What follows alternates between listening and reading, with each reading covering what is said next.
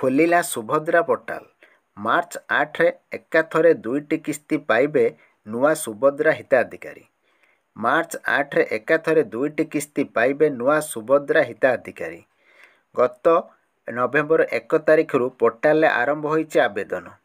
ମାସେ ଯାଏଁ ଆବେଦନ କରିହେବ। ଆବଶ୍ୟକ ପଡ଼ିଲେ ସମୟ ସୀମା ମଧ୍ୟ ବୃଦ୍ଧି ହୋଇପାରେ। ଦ୍ୱିତୀୟ ପର୍ଯ୍ୟାୟ ଯୋଗ୍ୟ ହିତାଧିକାରୀଙ୍କୁ ମାର୍ଚ୍ଚ 8ରେ ଏକାବେଳକେ ମିଳିବ 2ଟି କିସ୍ତି ବା 10,000 ଟଙ୍କା। ପୂର୍ବରୁ ଯେଉଁମାନେ ଯୋଗ୍ୟ ହିତାଧିକାରୀ ଥିଲେ ସେମାନେ ମଧ୍ୟ ଆବେଦନ କରିପାରିବେ। ଏନେଇ ସୂଚନା ଦେଇଛନ୍ତି ଉପମୁଖ୍ୟମନ୍ତ୍ରୀ ପ୍ରଭାତୀ ପରିଡ଼ା।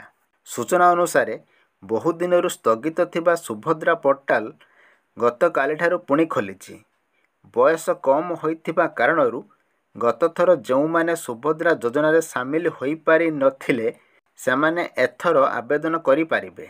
2025 ମାର୍ଚ୍ଚ 31 ତାରିଖ ସୁଦ୍ଧା 21 ବର୍ଷ ବୟସ ହୋଇଥିବା ମହିଳାମାନେ ସରକାରଙ୍କ ଏହି ଯୋଜନାରେ ସାମିଲ ହେବା ପାଇଁ ଆବେଦନ କରିପାରିବେ ବୋଲି ଉପମୁଖ୍ୟମନ୍ତ୍ରୀ ପ୍ରଭାତୀ ପରିଡ଼ା ସୂଚନା ଦେଇଛନ୍ତି। ନୂଆ ଆବେଦନକାରୀମାନେ ଯୋଗ୍ୟ ବିବେଚିତ ହେଲେ ଆସନ୍ତା ମାର୍ଚ୍ଚ 8 ତାରିଖରେ ସେମାନଙ୍କୁ ସୁଭଦ୍ରା କିସ୍ତି ମିଳିବ। ତେବେ ନୂଆପଡ଼ାରେ ଉପନିର୍ବାଚନ ପାଇଁ ଆଦର୍ଶ ଆଚରଣ ବିଧି ଲାଗୁ ହୋଇଥିବାରୁ ସେଠାରେ ସୁଭଦ୍ରା ପୋର୍ଟାଲ ଖୋଲିବ ନାହିଁ। ଆର୍ଥିକ ବର୍ଷ 2025-26 ପାଇଁ ଧାର୍ଯ୍ୟ 2025 ଏପ୍ରିଲ 1 ସୁଦ୍ଧା ମହିଳାଙ୍କ ବୟସ 21 ବର୍ଷ କିମ୍ବା ତା'ଠାରୁ ଅଧିକ ଏବଂ 60 ବର୍ଷରୁ କମ୍ ହେବା ଆବଶ୍ୟକ।